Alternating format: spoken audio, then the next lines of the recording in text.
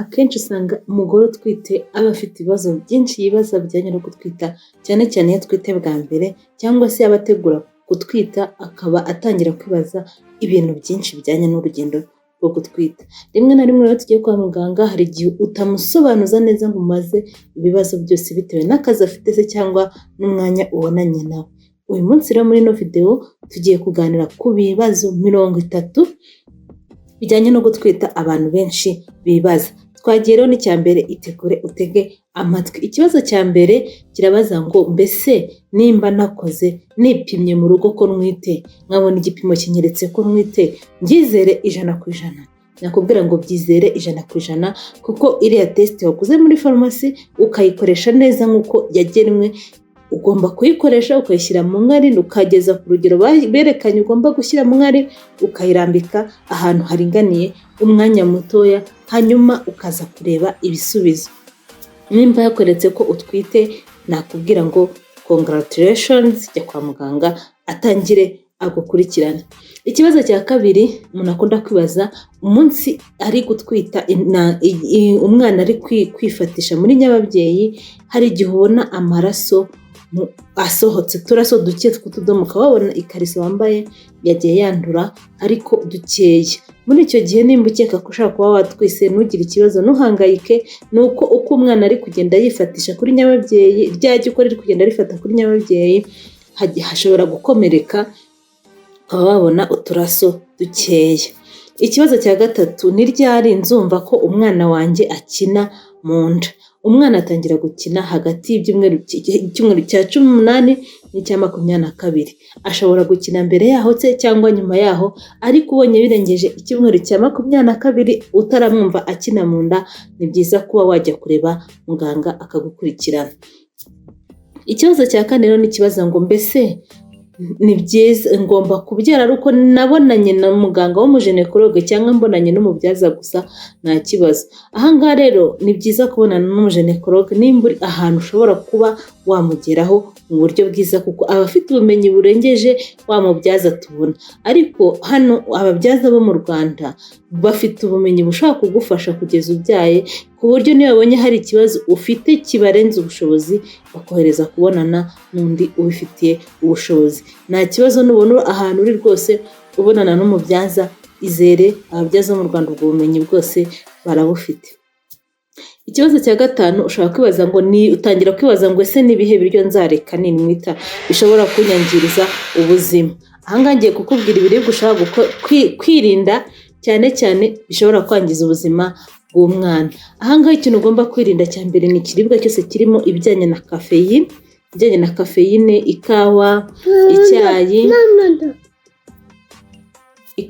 icyayi n'ibijyanye n'inzoga, kuko nazo ibyo bihita bishobora kugera ku mwana iyo ari mu nda. Ikindi ugomba kwirinda ni amafi yo mu nyanja, nimbura ahantu ashobora kuba agera, dore ko no mu Rwanda hari amasupermarket amwe n'amwe ushobora gusangamo ayo mafi. Ayo mafi rero cyane cyane mo shark, harimo makerere, harimo tuna, fresh tuna, hari yitwa ngo swordfish. Nimbura ahantu zishobora kuba ziboneka ugomba kuzirinda, kuko zishobora kuba mbi ku mwana utwite. Ikindi ugomba kwirinda ni ukurya inyama cyangwa se ibindi bikomoka ku matungo bidahiye neza. Hari ukuntu wateka amagi ukaba warirya ridahiye, cyangwa kurya igi ribisi kubera urwaye nk'inkorora, kurya amabroshete adahiye neza, mbese inyama zidahiye neza ntabwo ari byiza rero, kuko bishobora kugutera ibibazo, kuko haba harimo amabagiteri atapfuye. Ikindi ni ukurya amagi, ubwo ni kimwe n'ibikomoka ku matungo, amagi adahiye neza, kunywa amata adahiye neza, kurya za foromaje utazi aho zavuye, kubera ko zishobora kuba zakozwe mu mata batatetse bakapfa guhita bakoramo foromaje, cyangwa se kunywa amaji utazi aho yakorewe, ko igihe bashaka gukoresha amazi adatetse. Ndetse ukirinda no kurya junk foods, bino biryo biza bitetse biba bifunze mu nk'ama chips, mbese biriya biryo biza by'amajunk ushobora guhita ugura ugahita urya, ni byiza kubyirinda. Ikibazo cya gatandatu rero umuntu ashobora kwibaza, nimba narindi ku miti ndi kwivura indwara runaka, nkaba nwite, ndakomezamo imiti? aha nakugira inama ko mbere y'uko ukomeza kunywa iyo miti wabanza kujya kubonana na muganga ukamubwira ubwoko bw'imiti uri gufata, akareba nimba idafite ikibazo, kuba itakugiraho ikibazo wowe n'umwana utwite n'ubuzima bwawe muri rusange, noneho akaba yakubwira ugakomeza kuyinywa, yaba ari uguhindura akaguha indi ikora nkayo ariko itagutera ikibazo. Ikibazo cya 7 no kuvuga ngo ni mbese nimba amenye ko nwite, ni ibyago mfite, ibyago biri ku rugero rwa kangahe rwo kuba inda yanjye yavamo nimba nyiri mu mezi ya mbere. Aha rero ku ibyago bihari byo kuba wakuramo inda kuva ku cyumweru cya mbere kugeza ku cya 12, ubushakashatsi bwerekanye ko biri hagati y'10% na 15%. Urumva kugira ngo ukuremo inda biri hasi, biri kugero rwo hasi. Noneho ubwo mu gihembwe cya 2 ho ubwo no kwa hagati y'icyumweru cya 13 n'icya 19 biri ku rugero rwa 1 kugeza kuri 5%. Urumva ko ibyago byo kuba wakuramo inda biba biri hasi. Ikindi kibazo cyabona abagore bakunda kwibaza cyangwa abantu muri rusange ni ukwibaza ngo ese nshobora gukora imibonano mpuzabitsina mu gihe nwite? Aha rwose ushobora kuyikora kugeza ubyaye.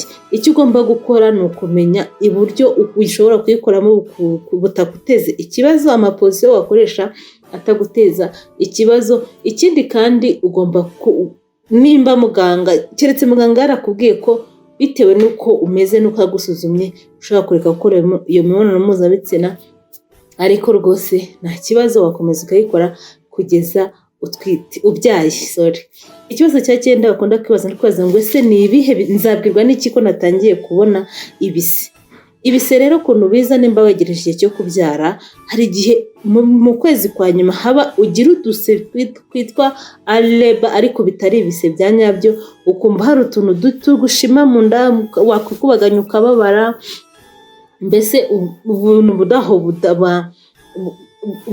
butakurya cyane uko kubera ko uko umwana yikubaganyije kuko aba ari na munini, cyangwa se urababara ukaba wakumva hari ibise. Ariko ikintu kiba kiriho nuko uba utaragira ibise neza. Icyo gihe ugomba kuba hafi ukaba uzi ko isaha n'isaha ushobora kugira ibise bya nyabyo. Ibise bya nyabyo rero ni igihe igise cyiza kikaza gifite imbaraga ukaribwa. Ntabwo umuntu ushobora gusobanura uko ibise bigenda, ariko usanga ikiza mu gihe nimba ugasanga kiraza kikamara nk'umunota uri kubabara pe kigufashe, kikagenda nk'iminota 2 kikagaruka kwa kundi, nyuma y'indi minota 2 ugasanga kiri kuza regular, mbese mu gihe runaka kandi gifite gahunda. Icyo gihe rero niyo muganga gusuzumye ashobora gutangira kubona ko inkondo y'umura yatangiye kwifungura, kwa kundi ubwangu uri kuri 1 kuri 2. Icyo nicyo igise ntabwo kikurya mu kavuyo, kirakurya kikarekera kikongera kikagaruka.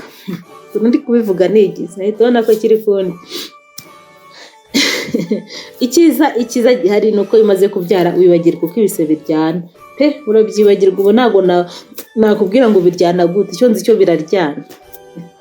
Icya 10 rero, ikibazo cya 10 bakunda kwibaza ngo ese kuba nduka mu gitondo cyangwa se kuba nkunda kuruka mu gihe mwite nkagira isesemi ni ibintu biri nomo rwose. Hari umuntu ubishira ageze akimara amezi 3, igihembwe cya mbere kikirangiye, ubwose ukaba utagira ngo nigeze aruka, ariko hari n'uwo urinda byara agifite icyo kibazo. Ni ukuvuga ngo rero hano ushobora kuruka mu gitondo, ushobora kuruka saa 6, ushobora kuruka nimugoroba. Ni ukuvuga ngo ni ibintu bibaho kandi ntugire icyo. Ahangaha aho ugomba kujya kureba muganga igihe utangiye ubona kuruka biri cyane, atari kwa kundi ushaka kwihagaza cyangwa ari sesemi gusa ukumva ushatse kuruka n'ibiza, ariko iyo ukomeje kuruka ni byiza kujya kwa muganga. Ikindi nimba rwose ubona amezi 3 ashize bitaragira, ni byiza kujya kureba ibiryo bibigutera ukabyirinda, ukareba ikintu kibigutera. Nimba ari ukuzinduka mu gitondo ugakubitwa n'umuyaga mu gitondo, bireke ukoreshe nimba bishoboka. Nimba ufite uburyo bwo kuba utabyuka ngo uzinduke, ukajya ubyuka hakeye. Mbese ugomba kwirinda, ariko wabona biri too much ukajya kureba muganga.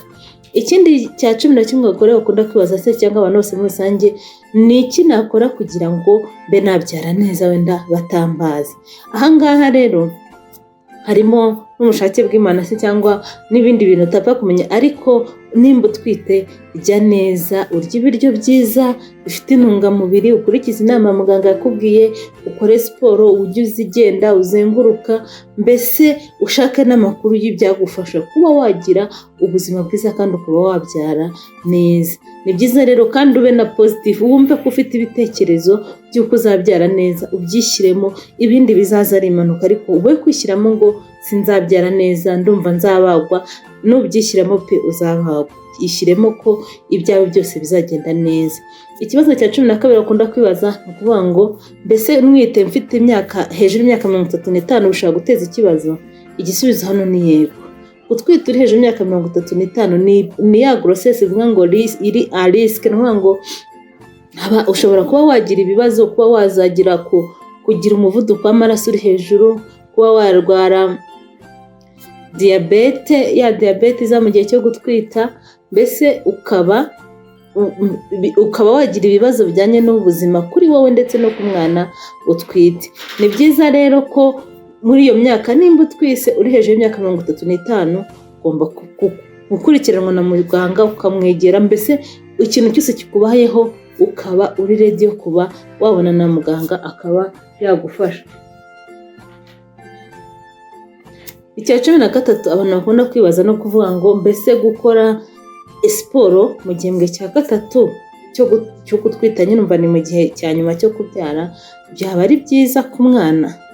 Ahangaha ikintu nakubwira, gukora iyo siporo ni byiza, ariko ugomba kumenya iyo ugomba gukora bitewe n'igihe ugezemo, kandi ukaba waganira na muganga akaba yakubwira siporo wakora. Ni byiza rero kuko iyo siporo ishobora gutuma iyo ukora siporo uri mu gihembwe cya nyuma cyo kubyara, bituma muri cya gihe cyo kubura ibitotsi bigenda, ukaba wabona ibitotsi byiza kubera nyine unaniwe, usinzira neza, stress iragenda, ukira stress, mbese n'amagufwa yawe arakomera, bikaba byanakurinda kuzagira kurwara diyabete, iyo iriya diyabete bita diyabete isanwa no gutwita, cyangwa se kuba wabyimba amaguru. Ni byiza rero gukora marshe, ushaka gukora ugenda, si ngombwa gukora za siporo zikomeye, ni byiza kumva siporo ikunogeye kandi itagusaba imbaraga nyinshi.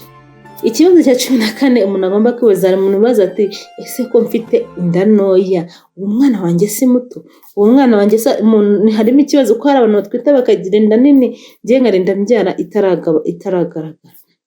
Impamvu ishaka gutuma rero ugira inda itari nini cyane ni uko ushobora kuba ufite umwana ari mu gice cyo hasi cya nyababyeyi aho kujya mu gice cyo hejuru cya nyababyeyi, akaba nyine ari muri cya gice cyo hasi gituma inda itagaragara cyane ngo ibyimbe hejuru.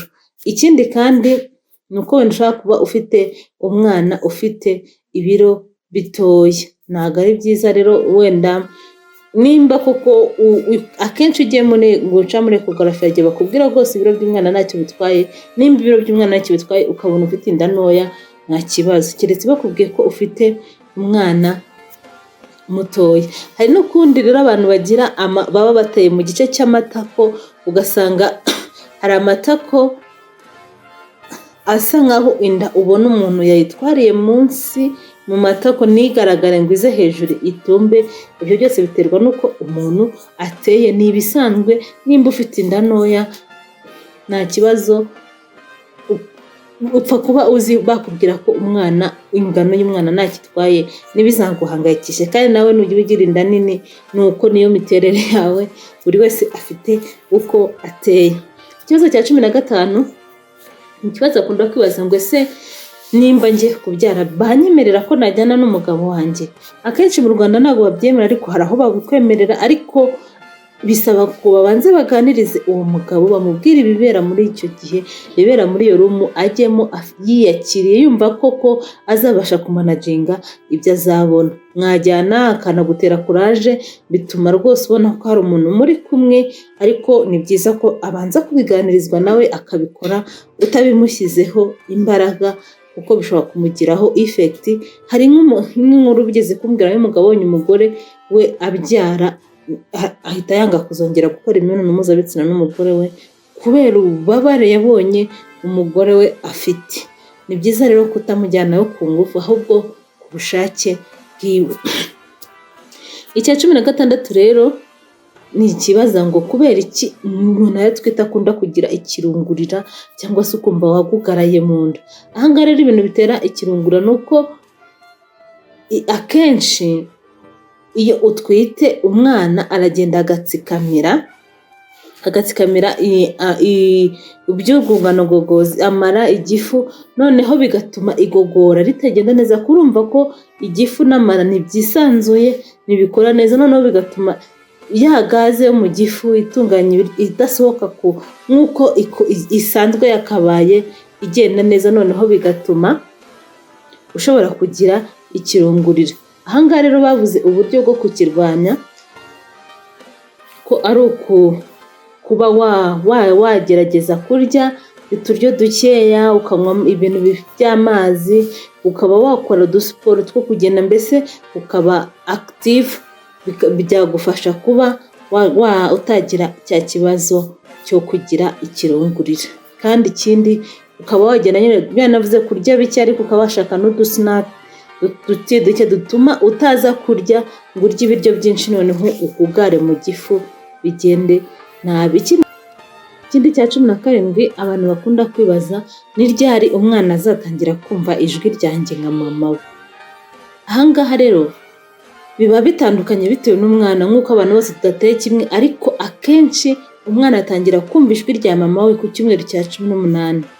Ku cyumweru cya 18 rwose watangira kumuganiriza, ariko hari n'abashobora gutangira nyuma yaho cyangwa se akarinda avuka ngo iki kintu cyarantangaje. Hari ngo ushobora kuvuka ataramenya gutandukanya ijwi rya mama we n'iry'abandi. Urumva rero, ariko ubundi ibiri normal ku cyumweru cya 18 umwana batangiye gutandukanya kumva ijwi rya mama we. Noneho ku cyumweru cya 24 abana benshi bagaragaye ko nimba abantu b'igitsina gore bavugiye hamwe ari benshi, umwana ashobora gutandukanyamo ijwi rya mama we mu bitsina gore mu bandi bantu b'igitsina gore ku cyumweru cya 24. Noneho ku cyumweru cya 36 umwana ashobora gutandukanya ijwi rya mama we, ariko ashobora kumva ijwi rya mama we mu gihe mama we ashobora kuba avugiye mu yandi majwi y'abagabo, akaba yakumenya ijwi ryiwe. Ni byiza rero kugira ngo umenyereze umwana kuzamenyera ijwi ryawe, ugomba kumuririmbira. Iyo umuririmbiye atega amatwi akazamenya rya jwi ryawe, akarimenya kuritandukanya n'abandi. Kumuganiriza igihe utwite ni byiza, bituma bwa bushobozi bwo kwihutisha kukumva bwiyongera, akakura akuzi neza. Kuko akenshi hari igihe uba utwite umwana akaba wenda ataheruka gutinuka, wamubwira uti sheri, ukamuvugisha akunda uturi hehe, ukajya kumva gukubise akageri cyangwa agapfunsi, sinzi cyaba gukubise, hanyuma rwose ukumva muraziranye. Ikibazo cya 18 rero abantu bagomba kwibaza, ese niyo umaze kubyara ingano y'igitsina cyanjye irahinduka? Ahangaha rero mu buryo kuri urebye ntabwo ihinduka, ahubwo ihinduka gishobora kwiyongeraho akantu gato cyane nk'uko cyari kimeze mbere, kadafite utavuga ko hari ikintu kinini cyagiye, kubera ko igitsina gore kiri elastique. Urabona elastique iyo uyikuruye irakweduka ikaba yagera aho ishaka, ariko wayirekura ikongera igasubira ku rugero rwayo. Niko rero n'igitsina gore kiba kimeze, ni ukuvuga ngo gikomeza kikaba nk'uko cyanganaga, ntabwo gihinduka bitewe n'uko umaze kubyara. Ikibazo cya 19 aravuga ngo mbese ni impanga, kugira ngo mbe nzabyara impanga bizagenda bite? Ahangaha rero kubyara impanga bavuze ko biterwa n'umuryango, uko ihererekanwa mu muryango niko kenshi, niho bakoze statistique babona ko niho henshi bashobora kubyara impanga. Ariko noneho berekana ko umubyeyi w'umugore ari hejuru y'imyaka 35 kandi mu muryango hakaba harimo impanga, ashobora kubyara impanga ku rugero ruri hejuru kuruta wundi ukiri mutoya. Urumva rero ikindi bavuze hano ku mpanga, ikindi tugomba kumenya nuko impanga ziri zino twita fojemo, zino zidasa zidahuye, nizo kenshi zikunda kuva mu ruhererekane rw'imiryango. Nimba mu muryango harimo impanga, urumva ko ushobora kubyara impanga ziri fojimo, ariko kubyara impanga za vurejimo zino zisa neza neza zavuye mu igi rimwe, muri fojimo haba haje intangangabo imwe, intangangabo nako ebyiri wenda cyangwa eshatu bitewe n'abana uzabyara, n'intangangore eshatu, buri ntanga yahuye n'iyayo, icyo gihe niyo ubyara abafojimo. Noneho ku bavurejimo ni ukuvuga ngo haba haje intanga imwe ikaza igahura n'igi rimwe, noneho bikaba byakwisaturamo bikabyara abana 3 cyangwa 2 cyangwa 4 basa fotokopi. Aha rero ntabwo biterwa n'umuryango, ushobora kubikora ushobora kubabyara bitewe n'uko iryo gi ryisatuye rwose, kandi ugasanga mu muryango wawe hatarigeze habonekamo impanga. Ikibazo cya 20 kibaza ngo ni ryari nzatangira gukora imibonano mpuzabitsina maze kubyara? Aha ngaha rero gukora imibonano mpuzabitsina maze kubyara ugomba kuyikora nibura nyuma y'ibyumweru 6 umaze kubyara, kuko aha ngaha ugomba gufata igihe cyo gukira, ugomba gukira iterisi yawe igakira kuko iba yarakomeretse. Si ugukomereka ariko haba hakirimo ibisebe, ubu ugifite amahormone menshi ajyanye no gutwa, ariko umubiri uri kugenda usohora imisemburo izagufasha gukira no kongera kugarura imbaraga. Aha rero no gukora imibonano mpuzabitsina mbere utaramara ibyumweru 6 ushaka kugutera ama infection, cyane cyane nimba baranakubaze, ni byiza ko ushaka gutegereza ibyumweru 6 nibura, akaba aribwo utangira kuyikora imibonano mpuzabitsina. Icya 24 ni uvuga ngo mbese nimba nwita impanga, ushaka kutwita impanga ugatangira kubaza umuntu utwita impanga saje mabara cyane kuruta ubyaye umwe. Birumvikana mu gihe uri kubyara, kuko ububabare bw'umwana buzana umwana bwose burangana, ariko uhimanga we ababara uko umwana agiye kuza, amubabarira ukwe n'undi ukwe, ugasanga amaze igihe kinini ababara kuruta wa wundi. Urumva ko kubyara impanga ubabara cyane iyo uzibyaye neza kuruta uwabyara umwana umwe. Ikibazo cya 22 bakunda kwibaza ni uvuga ngo mbese nzava kugeza ryari kugeza umaze kubyara? Iyo umaze kubyara hari ibyo bita ubeze muri comment ngenda byibagiye ibisanza. Ni ukuvuga ngo nibura bigomba kubaho hagati y'icyumweru kugera kuva ubyaye ukagera ku cyumweru cya 4 n'icya 6. Urumva uvuga ngo kandi akenshi bigomba kuza ari ibintu binini biremereye, mbese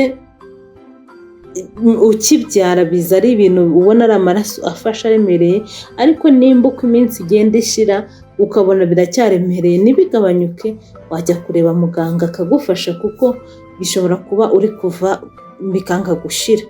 Ugomba kubyitaho rero ukimara kubyara nabwo ukita ku buryo uri kuva, ukabyitegereza ku buryo wabonana na muganga.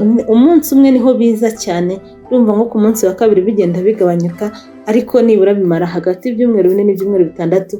Ubwo urengeje 6 ukiva nabwo wajya kureba muganga. Ikibazo cya 23 bavuga ngo mbese kuba nafata amavitamine mwite bishobora kwangiza umwana cyangwa bishobora kumufasha? Aha ngaha rero gufata amavitamine utwite bituma umwana wawe amera neza, bituma ubuzima bw'umwana cyane cyane ubwonko n'ubwenge buba bwiza. Ni byiza rero gukoresha zino vitamine, ndumva mu Rwanda banazitangira ubuntu, kuko hari igihe baguha iferi bakaguha omega 3, mbese bigatuma ubwonko bw'umwana bukura neza, ukazabyara umwana w'umujeni ufite ubwenge bwinshi. Cya 24 uvuga ngo nzabwirwa n'iki ko amazi yanjye mu gihe ngiye kubyara yamenetse? Nimba wagereje igihe cyo kubyara ugomba kwita ku bintu biva mu gitsina cyawe.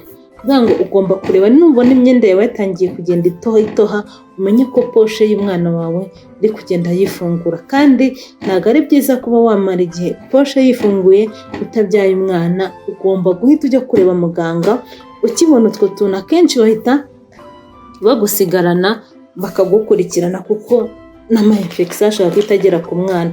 Nimba ubonye amazi yavuye mu gitsina, niyo waba uri mu gihe cya nyuma cyangwa se niba utarakijyamo, icyo gihe cyose tugomba kwita ku kintu kiri kuva mu gitsina cyawe, ukajya kubaza muganga akaba yagufasha. Icya 25 abantu bakunda kwibaza ngo ese ibise bimara igihe kingana iki? Ibise rero byiza, ibise urebye muri moyenne bimara hagati y'amasaha 6 n'amasaha 8.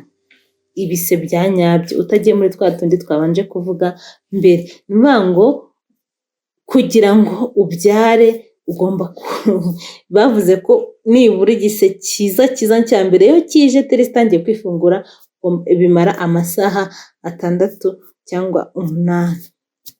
Ahangaha rero bakavuga ko noneho mu gihe cyo kuba icyo ni cya gihe cya mbere cyo kuba ibise noneho iteresi yifunguye neza.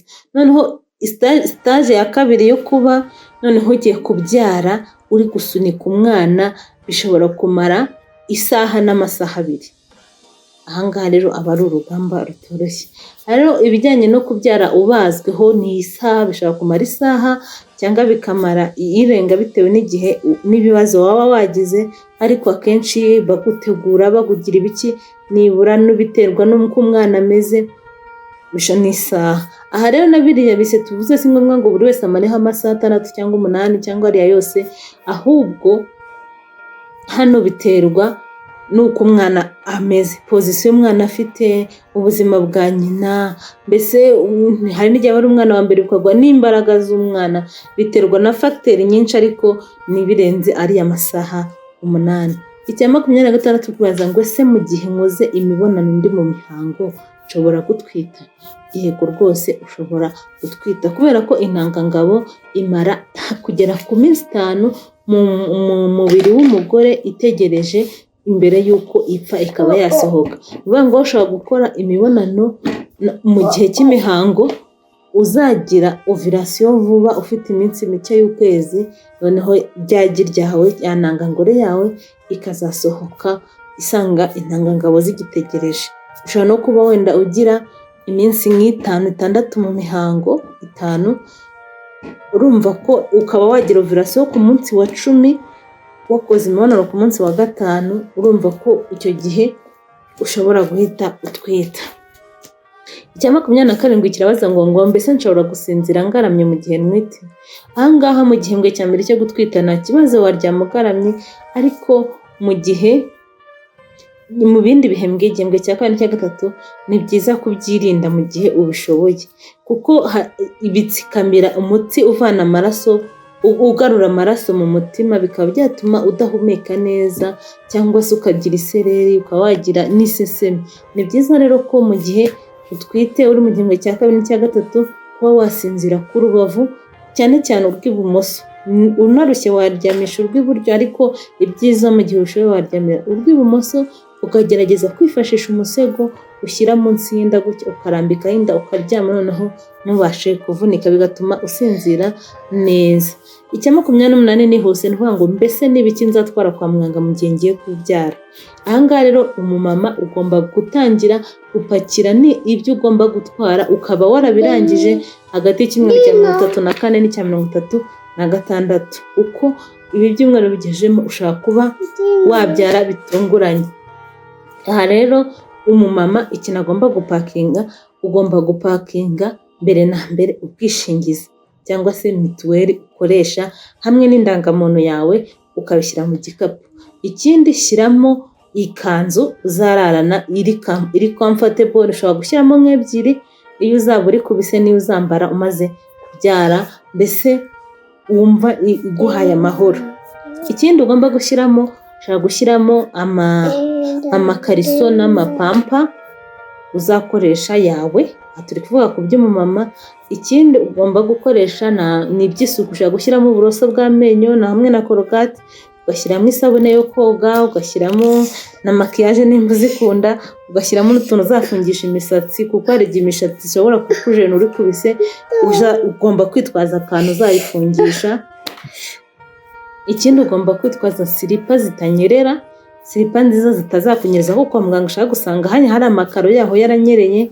Ugomba gushaka inkweto zitanyerera, kandi ugatwara amasogisi, kuko hari igihe ushobora kugira n'ubukonje, mbese ugomba kwitegura. Twara na sharijeri ya fone, ugomba kuba wayipakiyemo mbere kugira ngo utazakenera guhamagara ukaba wabura umuriro kandi hari ikintu gikenewe byihutirwa. Ukaba washyiramo noneho nanone ugapakingamo udusinakisi, utuntu wazarya nyuma yo gutwita, nyuma yo kubyara mu gihe wenda batarakugemurira, kugira ngo utazicwa n'inzara. Iyo by'umwana bashobora gutangira pakinga imyambaro 3 y'umwana hagati y'ibiri n'itatu. Hano imyambaro uvuga ngo ingofero, umupira, ako kwifubika, pampa yo utwara nyinshi, iyi pantaro ahubwo n'amasogisi, ubwo ni umwambaro umwe ukagira imyambaro 3. Ugashyiramo porute bebe n'utugoma twayo, ugashyiramo pampa z'umwana, hanyuma ugashyiramo n'umwenda uzamwambika mutahanye mwiza nyine, ugashyiramo ibindi wenda ushaka gushyiramo bitari ngombwa, ni kamera se nimba uzakunda amafoto se nimba uyifite, cyangwa fone ifotora neza, ushyiramo ekuteri kugira ngo uzumve, hari imiziki ushaka kumva igatuma utasara cyane uri kubise. Ushobora gushyiramo umusego wo konsa kugira ngo uzabashe guterura umwana neza, wenda babaye bakubaza utabasha kwicara neza ukaba wafatiraho umwana. Ushobora gutwara n'imyenda uzaguherekeza kwa muganga nayo ukaba wayipakiyemo, yaba umugabo cyangwa undi muntu nayo ukaba wayipakiye kare, mbese ukaba watwara n'impano wumva uzaka kuzaha umwana wawe ku munsi wa mbere. Ni byiza rero kubipakinga hakiri kare, ukabishyira hafi mu cyumba buri wese ashobora kugeramo, ku buryo bigutunguye wakirangira umuntu akakibona, atari uko wagishyira mu cyumba cyawe ukaba wagira ibise ukagenda nta muntu uri hafi aho ufite urufunguzo rw'icyumba cyawe, ukaba wabura icyo wifashisha. Gishyira ahantu hagaragara buri wese yabona. Ibyiza hano baravuze ngo gishyire no mu modoka yawe, ujye uhora ukigendana nimba ugenda, hanyuma aho bizagufatira uzajya uba ufite ibikoresho hafi yawe. Ubundi umugore wese wenda kubyara agomba kuba afite ku kwezi kwa 9 agomba guhora agendana umwenda w'umwana, mbese utuntu twibanze yakenera agiye kubyara. Icya 29 ni kwibaza ngo nzitegura gute kubyara. Hano rero niho ruba ruzingiye. Ngewe ikintu cya mbere, nimba twamaze gupakinga iriya bag, itegure mentally mu mutwe, emotional, imva ko ari ibintu bisanzwe, imva ko mama yabinyuzemo akakubyana, imva ko bakuru be babyaye, ba nyoko wanyu, banyogosenge, inshuti zawe, ni ibintu bisanzwe rwose.